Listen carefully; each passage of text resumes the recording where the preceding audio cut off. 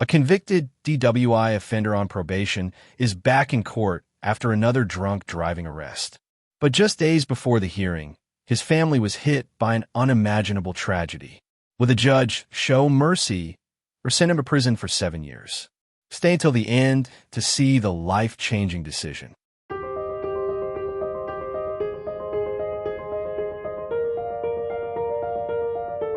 Good morning. Are you Joseph Roberts? Yes, ma'am. Good morning.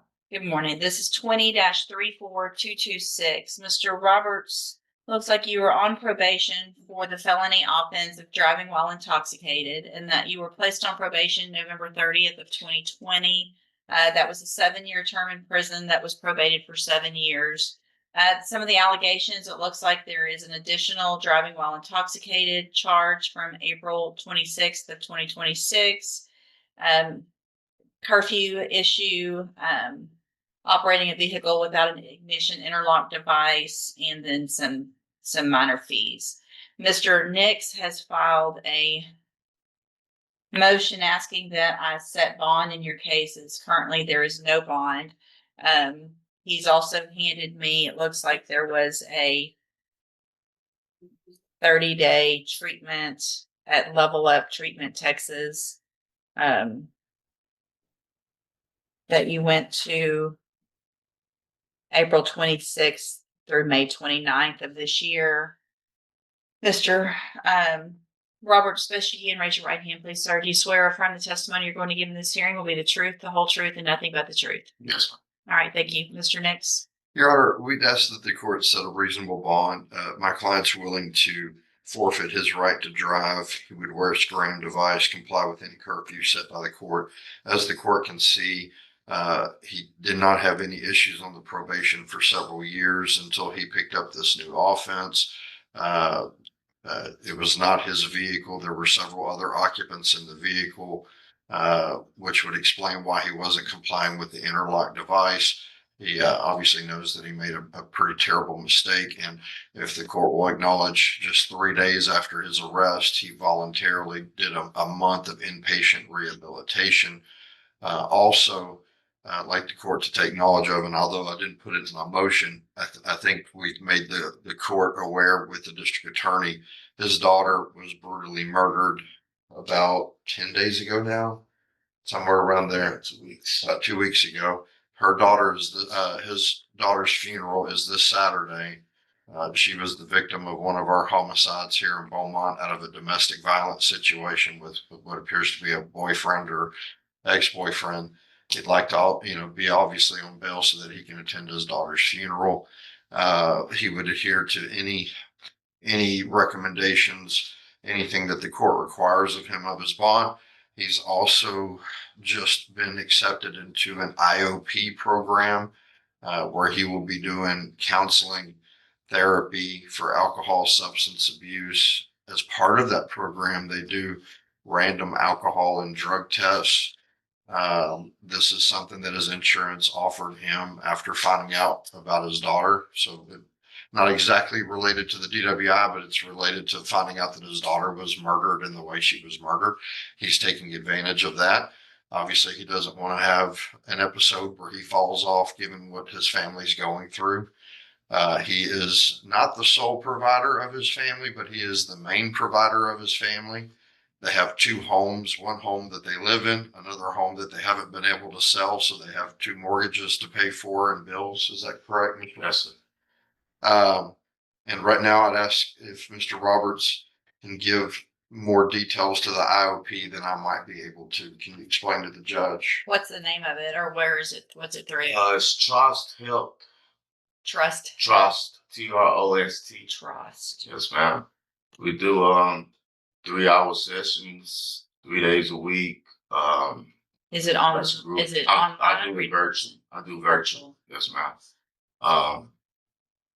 They do the random drug screening once a week, and we get a therapy session with a counselor also throughout the week. How do you do your random drug screen? They send an Uber and bring me to Quest on 9th Avenue. So Have you already done one of those? I have one set up for tomorrow. Okay. Yeah. Where do you work? There you go. With Bechtel, environmental safety and health representative with Bechtel. For arterial injury. So how would you get to and from work and things like that if you're not going to drive? Yeah, my nephew also works out there, same shift, so I can ride with him. Just for the record, I am reviewing the court's file, and part of that does include the probable cause affidavit for the new driving while intoxicated. I was looking to see, but I don't know that it's. It's not yet been received, Your Honor. Testing has not yet been completed. I was trying to also see. Do you have a copy of that previous pre-sentence report? I didn't look here earlier, Your Honor, to pull it back up. Ours didn't, because it's an older case. It's not in here. I guess an issue that I have that we're going to have to talk about. So Mr. Roberts signed a no driving agreement with probation March 19th. And then the allegations are that a month and a week after when this happened, he was driving. So he'd already told someone and signed an actual document saying he wasn't going to drive. So obviously the argument of I'm not going to drive gives me some concern because you already have been there, done that.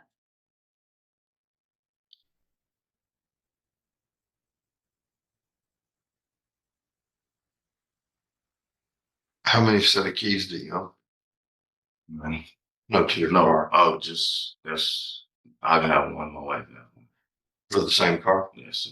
We'd be willing to turn over both sets of keys. He wasn't driving his car on this date.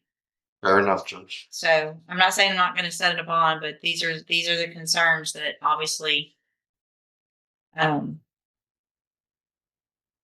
was something going on that I'm not quite sure about, but obviously there was something going on for there to be a no motor vehicle drive form Yes, ma'am. signed a month before. So there were some concerns already. I have previous PSI. Sounds like it's coming as well over here. Thank you, Mr. Nichols. Mr. Nichols, what's your position? Judge, I'd reviewed Ms. Molfino's email correspondence with the court and Mr. Nix talking about her position on this case. We are not opposed to a reasonable bond being set. Obviously, we have concerns, same as the court, with the driving. I believe a scram will take care of any concerns about substance abuse, but there's just not an easy way to be completely certain about the driving. Given the circumstances, given his willingness to do what he's already done and what he's going through, that's why the state does agree for a reasonable bond in this case, Your Honor. Okay, so Mr. Roberts, I want to make sure you understand I'm going to set a bond. And if you make that bond, there will be some very specific conditions. Some of those conditions are conditions you already have on the probation. At this point, I understand that you're going through something very traumatic in your life, which tends to lead for people who have substance abuse or alcohol issues for those to get worse. If you don't take advantage of this opportunity while you're out on bond, I can assure you, you're not going to get any opportunity. You're going to be back in jail and you're going to be looking at going to prison for the 7 years that you've already agreed to on that underlying case and who knows what on the other. So this is make it or break it going to prison type thing, even though it's just a bond. Do you understand? Yes, ma'am. So what I'm going to do is grant the motion to set a bond in cause number 20-34226. I'm going to set the bond at $25,000. I am going to order as a condition of that bond that you wear a scram device at all times. If there is a positive alcohol screening, I will know about it. There will be a warrant. There will be no bond, and we'll be looking at that 7 years. It's that simple. Also, as a condition of that bond, you are not to drive any vehicle ever, period, under any circumstance. If you're with people and they're drinking, then you're not the one that drives. Y'all walk, y'all get an Uber, you do something else. You understand? Also, I am going to order as a condition of your bond that you, and really I want it to be a condition of probation as well, to modify your conditions of the probation you're currently on, to order that you can continue that program, the IOP, through Trust Health. I want proof of that, verification of that, since you're probation officer, each week or whatever you can do. If it's online, you should be able to print something out to send to them to show that you're you're doing the 3-hour meetings, as well as any drug or alcohol screen that you get done. You need to get those results also to your probation officer. Okay. Yes, ma'am. So that'll be a condition upon as well as your probation. Any other conditions that I didn't cover? Those are the ones that I was concerned about. I think that'll cover it. Okay. All right. So what we'll do, if you make that bond, you'll have another court date set. Stay in touch with Mr. Nick. They'll let you know when you need to be back here and in court. And again, whatever you need to take care of to keep yourself doing the right thing, going through what you're going through, you need to make sure and get that done, because being in prison won't help the rest of your family. Okay. All right. Thank you, Judge. Yes, sir. I'll shoot a message over. Thank you. I appreciate it. One decision, one final chance. Now it's up to him whether he rebuilds his life or spends the next 7 years behind bars. What do you think? Did the judge make the right call? Share your thoughts in the comments. And if you enjoy real courtroom stories with surprising twists and powerful lessons, make sure to subscribe and turn on notifications so you never miss the next case.